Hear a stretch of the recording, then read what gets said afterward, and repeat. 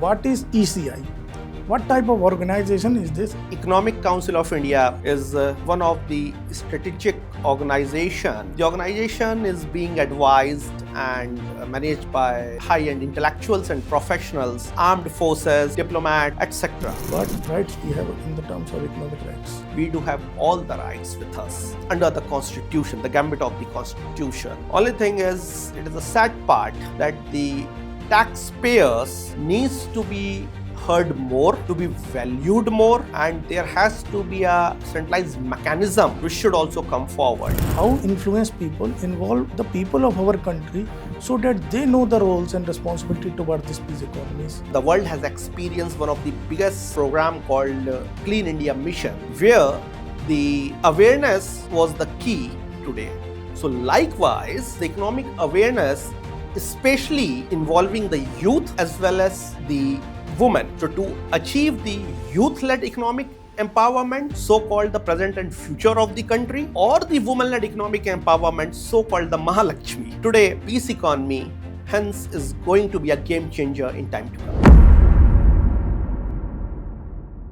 Hello everyone. Today we have our guest Dr. Saurav Agrawal, who is Director General of Economic Council of India, former Ph.D. and advisor to Government of India Organization, former honorary advisor at European Union Organization, former advisor to BRICS-CCI. Dr. Agrawal is an eminent peace economist who has achieved doctorate in peace economy and MBA gold medalist. Recently, Dr. Agrawal is being honored with gold medal from Tesla Science and Foundation at New York in January 2025 for his global initiative of peace economy. Apart from all these great achievements, Dr. Agrawal received plenty of accomplishment and accolades from various premier institutes and corporate across the globe. So, we will welcome our guest, Dr. Agrawal. So, good evening, sir. Good evening. Now, I'm very curious to know about what is ECI? What type of organization is this and what are its goals and objectives? Very good evening, Sir Pidgey. First of all, thank you very much for the kind invitation and lovely introduction. Thank you. Indeed, it's a pleasure to exchange views and experience with each other. Yes, Economic Council of India is one of the strategic organization because the word, it's a not-for-profit company sanctioned after diligent pursuance, after fair submission, because the word council in India is restricted and prohibited. But yes, because of this niche initiative, we got sanctions. The organization is being advised and managed by the high-end intellectuals and professionals from the armed forces, diplomats, bank chairman, ex-retired chairman, the intelligence representatives, socio-economists, academicians, vice chancellors, professionals, etc. So we are not talking conventional modern economy. Okay. Rather, we talking peace economy. Okay, sir. Very interesting. What is peace economy, sir? I heard for very first time. Peace economy is a global niche initiative and ideation where, in the world, where neither the economy is shaping up nor the peace is restoring. Hence, the peace economy is must. The peace without economy and economy without peace is irrelevant. Okay. Peace and economy are two-faceted of the same coin. Okay. So, peace economy is nothing else but the economic non-violence, which is considered as a need of the hour in the changing new economic world order. Okay. Means with every country economy, and there is a possible integration of two countries' economy with peace. Means the trade they are doing without any conflict of interest, or are you suggesting in the peace economy there will be same currency or there may be different currency? What type? It is a platform. Means, can you throw some more lights on this? Yes. The role, how it will work, peace economy will work among the two countries. So it is not limiting to between two countries. Okay. When we're talking about the multipolarity Okay. today, so peace economy is all about sustainable integration. It is far beyond sustainability. Today, sustainable integration means, or regenerative integration, when we call it as, where the restoration, reinstitution, renew, all these required along with the innovation.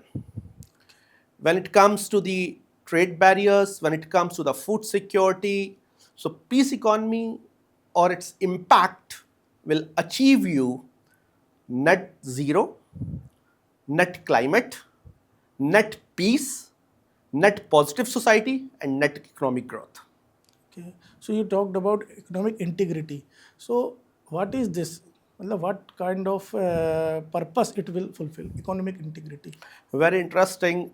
So, economic integrity or economic non-violence, because the peace economy is all about co-development and coexistence, Okay. which means instilling peace-led, sustainable co-development, coexistence, toleration, and economic non-violence. Hence, fostering economic fraternity and economic integrity is key to the peace economy. When you talk about economic integrity, well, I mean, it is first of all foremost relevant to a young professionals like good yourself, who is a CA. And when it comes to the professionalism and chartered accountancy, the economic integrity means practicing ethically, truly, wisely, along with maintaining professionalism, trust, mutual respect to benefit whether it's a buyer or seller, whether it's the giver or receiver. Maintaining economic integrity or achieving economic integrity is must, especially for the professionals. Okay. So you mentioned the role of professionals.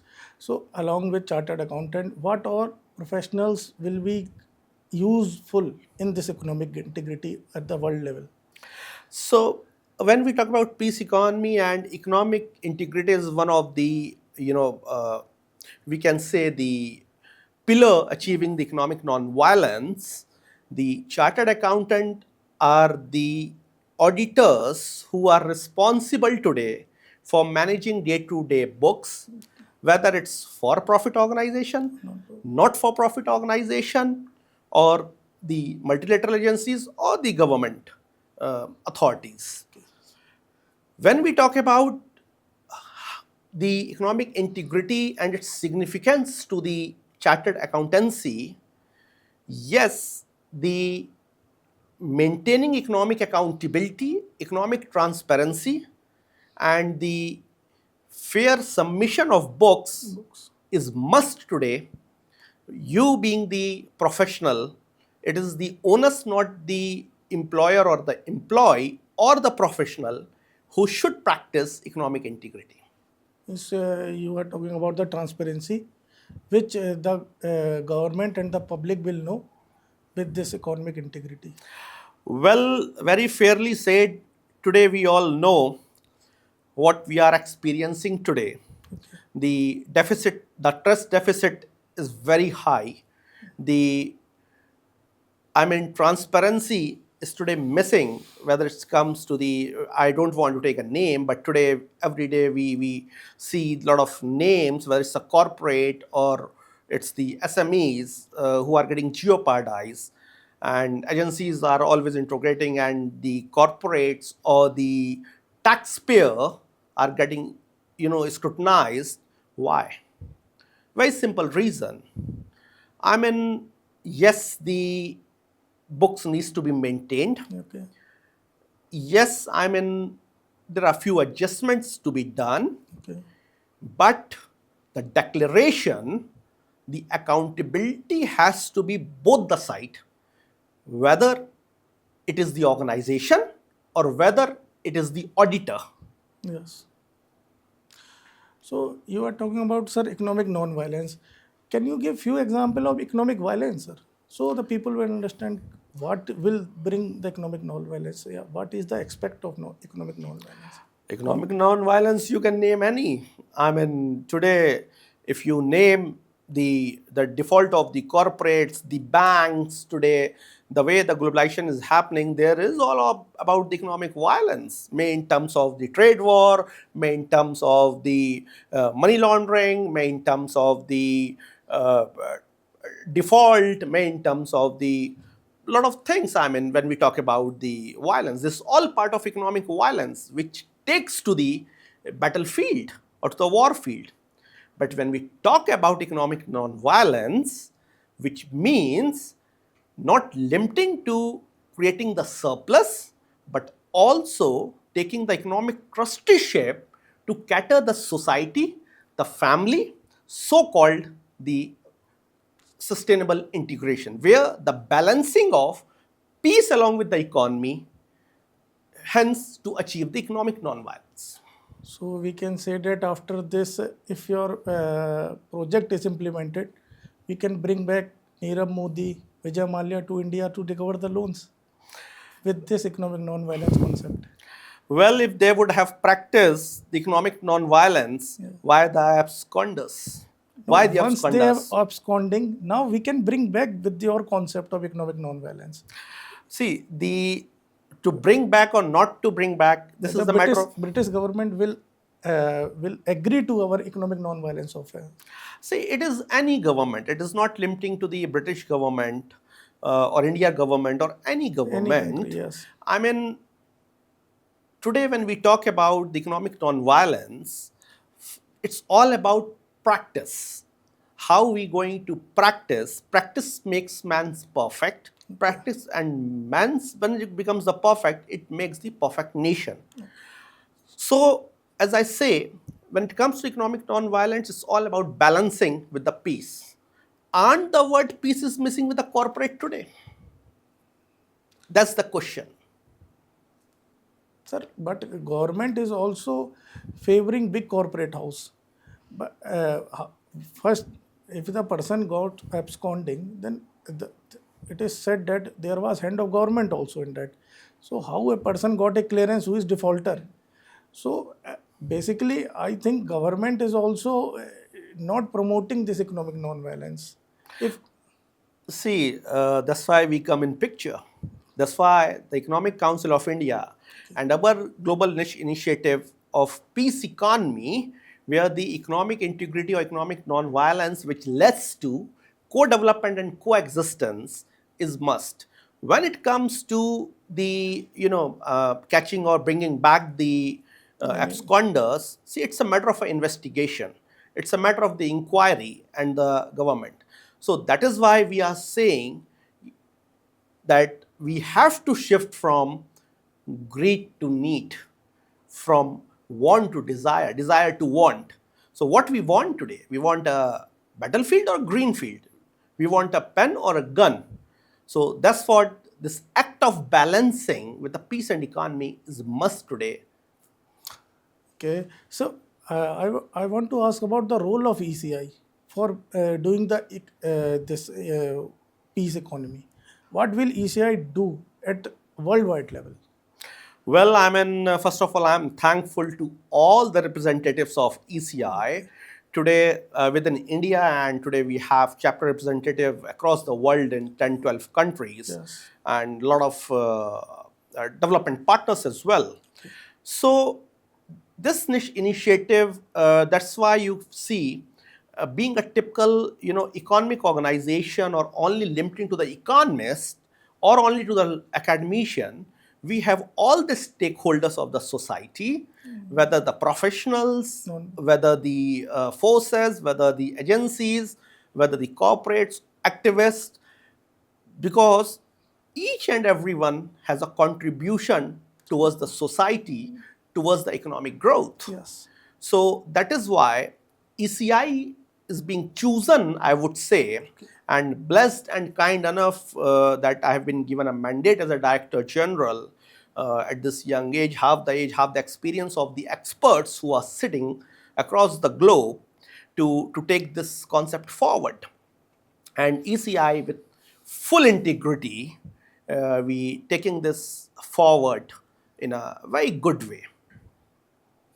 Okay, so if whether you are getting a support from government also to do this peace economy, or government is just looking forward for some other things.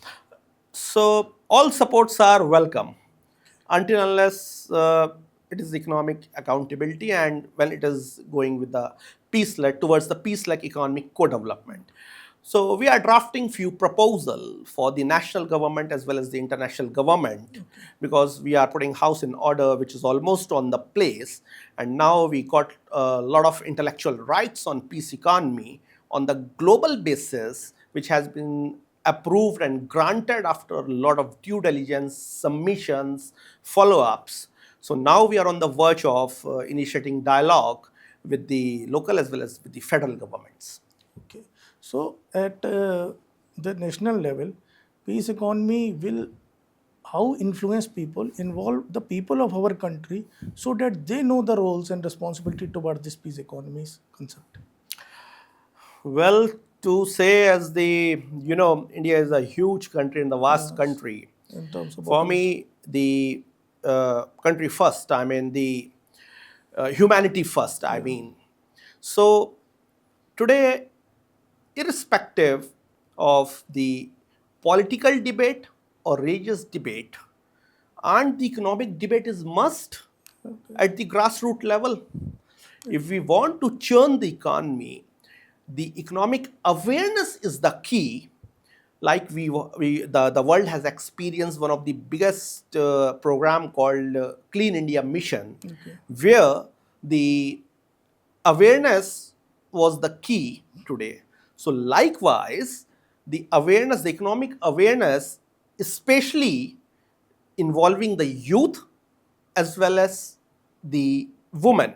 So to achieve the youth-led economic empowerment, so-called the present and future of the country, or the woman-led economic empowerment, so-called the Mahalakshmi. Today, peace economy, hence, is going to be a game changer in time to come. It's you have given a light on the impact of peace economy on India, on worldwide, on the people of India. So, what will be the role of individual sitting in a village of a small town in India? How he will contribute to this economy? Why not? They are the biggest contributor. If yourself or I am coming from the three-tier city or a town, Okay, and if I am a taxpayer, so and everybody I am is having a right to sit in the Vigyan Bhavan, I am also an eminent taxpayer, okay. likewise. So that is why today the awareness becomes the must. So when you become aware, then you do the economic participation, and then economic participation, you go for the economic contribution, and hence the economic implementation at the ground today. So India, because we come from one of the oldest civilization, and peace and economy, so-called Shantipurna Earth Vyavastha, is the key today, which we need to start practicing it or to continue the same, whoever is practicing. Nowadays, I have seen I'm a chartered accountant, and many people come to us for filing their ITRs. So, if they are earning 1 CR, let's suppose, so 33, 30, means 35, 36% of their income goes for direct taxation. So, India is on very tax heavy country, and the facilities we get from this countries matlab, not education, no health facilities. So health facilities are there, but the person who is earning 1 CR does not opt for anybody of the government school, government hospital. So his is going to the government, but his tax is used in the right direction or not. And I see, you suppose if he is earning for in 12 months and he is getting salary of only 8 months, one third of his income is going for direct taxes, after that indirect taxes. So is there any justification in your concept of this Economic Council of India or peace economy for the person that if anybody is taking 5 rupees from me, but I am satisfied to give. So it is, I am happily giving. But in this case, it is very heavy tax, sir. What are your views? How it will be justified to the government? So the answer lies within yourself, as you asked. So as you said, the taxation, as per yourself saying that 35% is a high taxation, but against that, are we getting the facilities or not? Like in other countries, the developed countries or the world first countries, we call it as. Transportation is there, health Yes, is in there. terms of logistic, transportation, health service, insurance, national security. So Job also, sir. yes, the job on the ground. Biggest India, this is, and many people are unemployed and they are searching for government jobs. So that is why we need to cement the loopholes.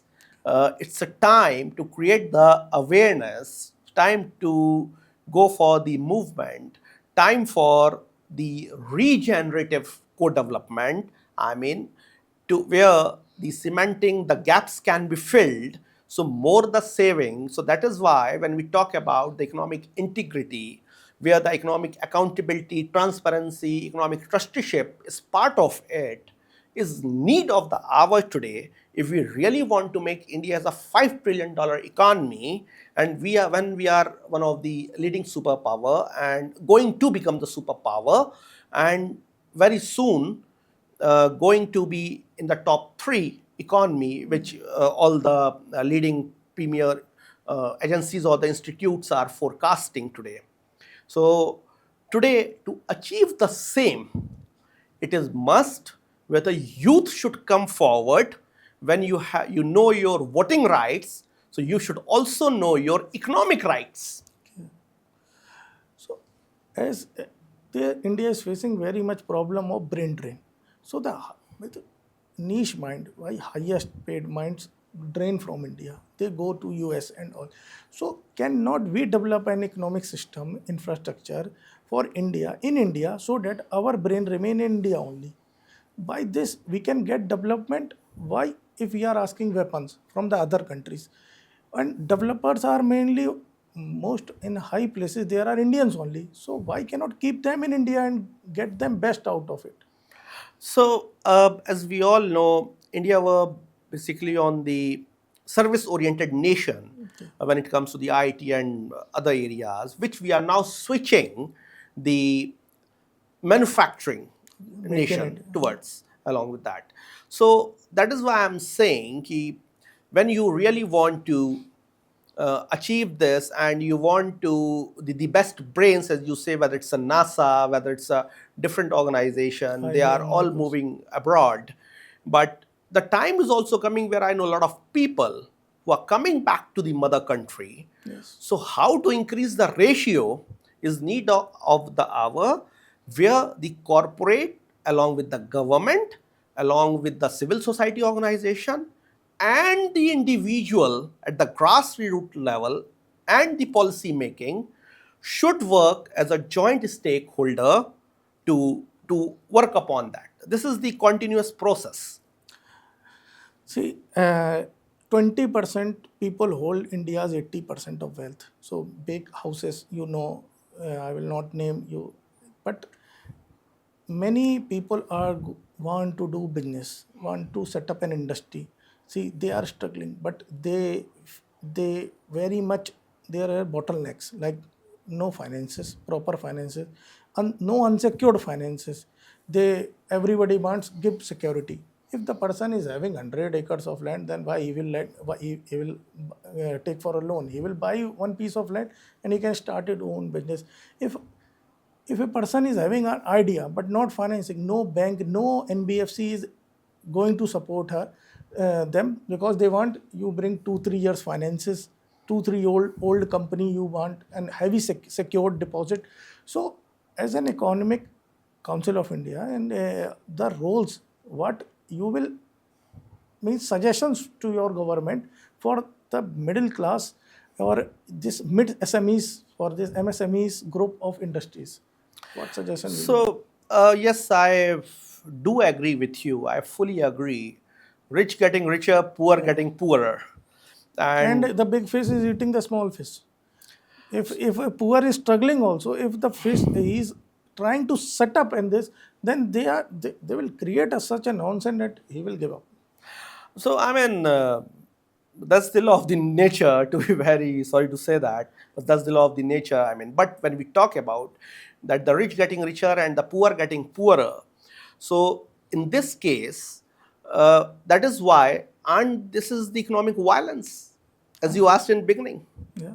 Yes, this is the economic violence. So how And will that is why the economic non-violence is must, where the decentralization, the economic decentralization can take place and the gap which is getting wider can be filled, where the fair distribution of resources, the mutual trust, the instead of crony capitalism, the peace capitalism can be introduced.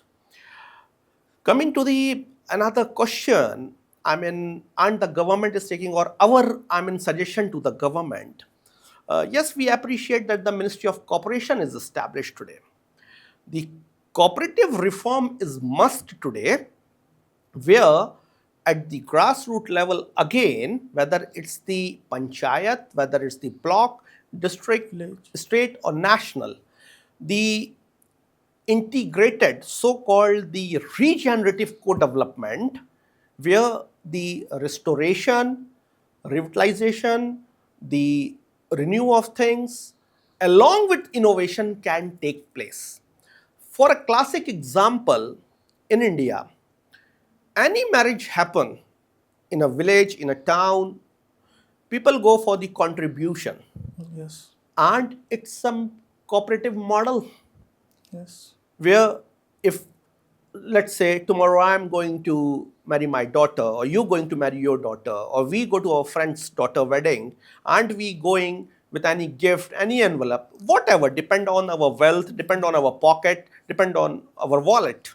So this is also sabka saath, I mean, uh, is the key towards that. So hence we have to go where the community participation or the decentralization, economic decentralization, where the stakeholders can become the owners, the employee can become the employer. We have to focus on that. Okay. So you have told the concept of what areas to focus, but how you will focus? What are the measures you will take, sir? So there are a few plans which we have charted down when we talk about how we can transform or regenerate the economy. Uh, I mean, we are drafting it, and very soon we going to the dialogue. I don't think so. This is the right platform where we can, I mean, share that, because we have to consult with the governing council, with the board before we come with any fair plan and the policies. So I would like to ask you one thing also. See, if a person opens any manufacturing unit, so you told about the manufacturing sector, so he have to go for the licensing of many departments, and he have to knock the door of every department. Why cannot be a single window clearance for every every industry? If you are in textile industry, one application, you will get all the licenses. See, you give the option, you want how many license? What are the license applicable on that industry? 10 are applicable. He want only 5. He can take. He will pay the fees. One inspector comes, he visit the location, he check the credentials, and a single clearance is given to for that industry, hassle free, time saving, and he will be more motivated for doing his work, not for arranging his work. So why can India cannot adopt this policy? Well, I think India already adopted and also in the process of reforming it. For example, there are economic zones. There are various free zones which are also coming up. They are the dedicated zones where the single window clearance along with the tax rebate and various other facilities are given. Apart from that, there are a lot of suggestions which has been provided by a lot of think tanks, chamber of commerces, and the body. So I think sooner or later, this is the process where the single window clearance concept, like the other countries, especially which happens in UAE or in other nation, Yes. this will also implement in India. But you need to understand it is a very, very big country, and the population is very high. So also divided into various regional, demographic, geographical situations. So also the state government has to come forward. So it will happen, because today that is why the economic transparency and the youth and the women, especially when I say, or any taxpayer should know his rights, economic rights. So then the revolution will take place.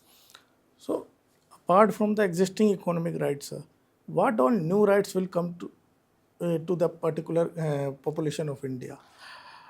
And It's a what are economic rights right now? Can you throw some light on that also?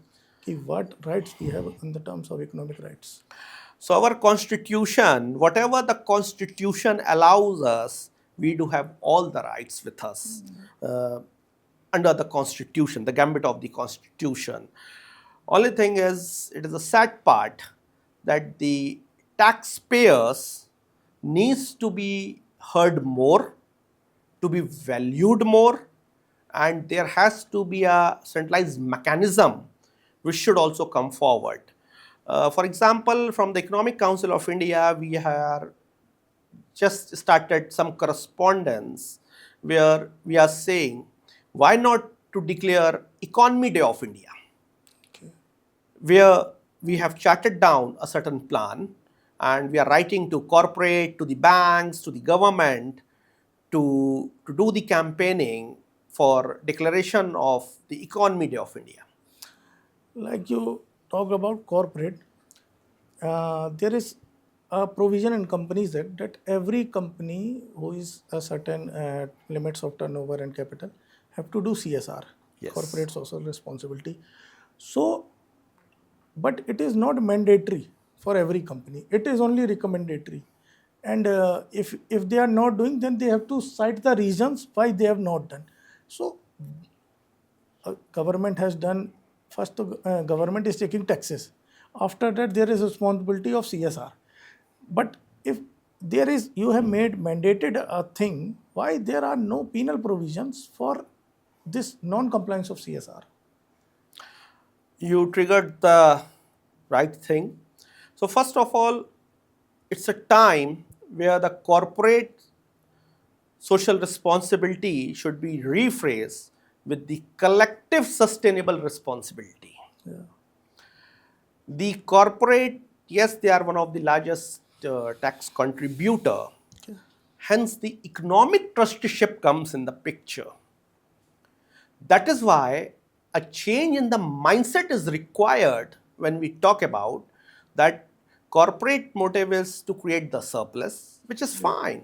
But along with the surplus, are they balancing with the peace? The word peace is missing generally from the corporate. So that is why the Economic Council of India is going to urge to discuss, to initiate the campaigning soon, where the peace should also be the prime area for the CSR activities. So you talk about corporates. I think the big houses of India, the big corporate houses are on a rate race. So I have noticed also earlier also that one day X person becomes the richest person of India, and the same day the other X person, Y person becomes. So they are the competition between them is very huge. So for this, for their number one spot and this for their this ego, they are exposing everything. They are at a risk of everything. So they don't even follow any rules and regulation, and government also penalize or sideways their efforts or non-compliance. So can it be any demarcation or like US there is a SOX who see the internal working, external working of the companies. So, SEBI has done very good thing, many regulation, but this agency like SOX can also be implemented in India through for this establishment or boosting of our economy. See, the Unethical, which will limit this unethical practices of big corporate house. So again, we coming to the square zero. Why I'm saying, I mean, that is what the lack of economic integrity is all about. That is what the economic violence they are doing. It's all about the mind shift, the psychological shift, the thought process. Hence, the economic integrity comes in the picture again today. The competition is good, but the healthy competition. Today, who is going to become the richer and richer and richer with the rating agencies, with this, and ultimately they default. And then they abscond. Yes. And who pays the price? The public. Yes, the taxpayers, the public today. So that is why and this has led us towards the stagflation, and the entire world is under turmoil. More than 110 countries are under turmoil, and the geo-economic war is at the place. So that is why there are few brands to name the late great Ratan Tata ji. Yes. I hardly come across anybody, I mean, who would have any negative opinion about him, being the eminent personality, one of the largest taxpayer conglomerate. So likewise, if you ask me, he is one of the icon, or if you ask me, Abdul Kalam Saab, late Abdul Kalam, APJ Abdul Kalam Saab.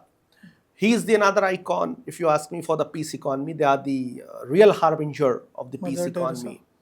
Yes, so there are a lot of names, there are icons, whether in terms of the academic, in terms of the politics, in terms of the business houses. We cannot say that each and every business house is doing the economic violence. No, but only thing is, instead of focusing on economic violence, how we can focus or how we can propagate and implement economic non-violence. So, in this era of AI, government is also implementing on every department. AI has been implementing or is going to implement. I have noticed that AI is not able to catch all the irregularities which an individual manual person was able to catch, and many people escape from this assessment. So, is AI is should be learning more, or we have early adopted AI without having a good database or a good working efficiency of AI? Apparently, as we all are aware, AI is a boon or a curse. A new global debate has already started. Yes. Is the AI who will control the human being, or is the human brain who has nurtured the AI Human brain. will be under control? So this theory, today, one set of the people says, yes, AI is the boon and it can boost the capacity, capability, research, innovation and all. Same side other set of the people where they said it is taking job away. Yes.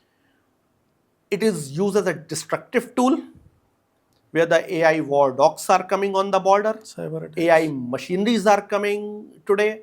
The more lethal weaponizations are coming. So it's a high debate. So whatever R&D happens, which way are we heading to? Today, is anybody, people talk about IQ, AQ, EQ, SQ. Is anybody talk about the PQ, peace economic quotient? Where are we heading to? That's the biggest question mark today. So any technology which is benefiting the humanity at the large for the common good to be considered, developed, nurtured, but any technology which is against the humanity and used by the negative agencies should be banned, discarded with the immediate effect.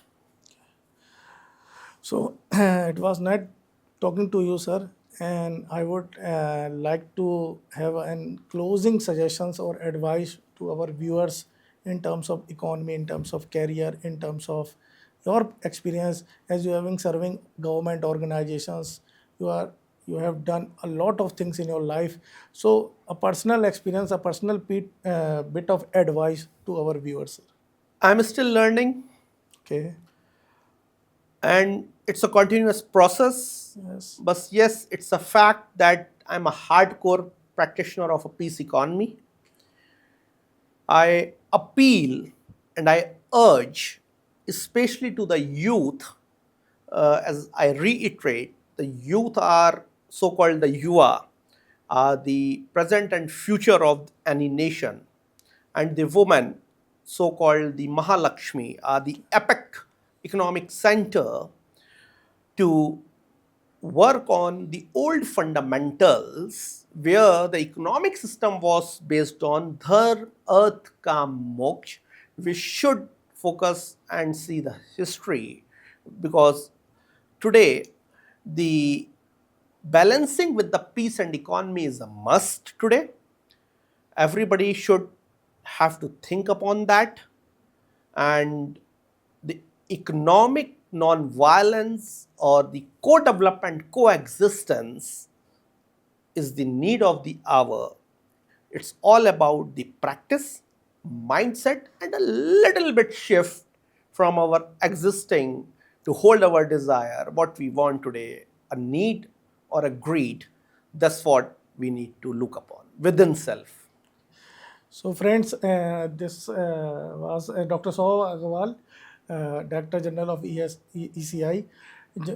So, he shared his thought on peace economy and how the world and India will bring this into existence, the future of peace economy, how the role of individuals, and many other fascinating facts. What will be the economic non-violence? So if you like this podcast and you want us to bring more stories and bring more professionals like Dr. Saurav Agrawal sir to our podcast, and you want to knowledge the entire thing, you get the knowledge in less than 1 hour or so. So please like, subscribe, and channel. Thank you, sir. Thank you for coming in Thank our you, podcast. RPG. Thank you for kind invitation. Thank you very much. Wishing everyone a peaceful economic prosperity. Thank sir. you.